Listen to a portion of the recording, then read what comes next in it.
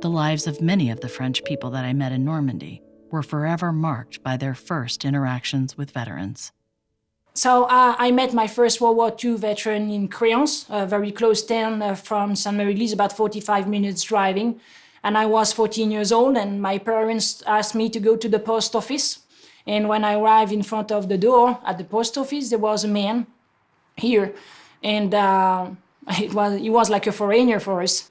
So I came into the post office and I went out. He was still here, and I tried to speak to him in French, and of course he couldn't understand anything. And by his face, I knew that he wanted to say something, because he wanted to say something, and he just managed to say in French, "I speak a little bit French, but in 1944 I drank a lot of Calvados."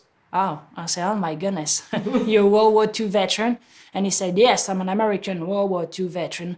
I've been hidden in your village in 1944, and we are now in 1992, and I just would like to find the people who will help us." "Oh, sir, I'm sorry, I never heard about your story before. So can you come into my parents' home, because I'm left already since a long time, and they may be worried, so follow me."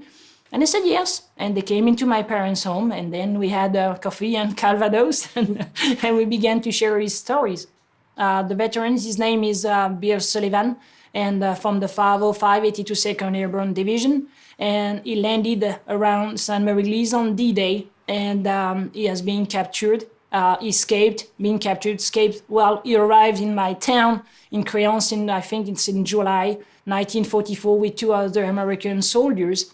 And they needed help, because the Germans were still in my village and they were completely lost. So they found someone who could help them, and we tried to make the connection between his story and the citizens of my town.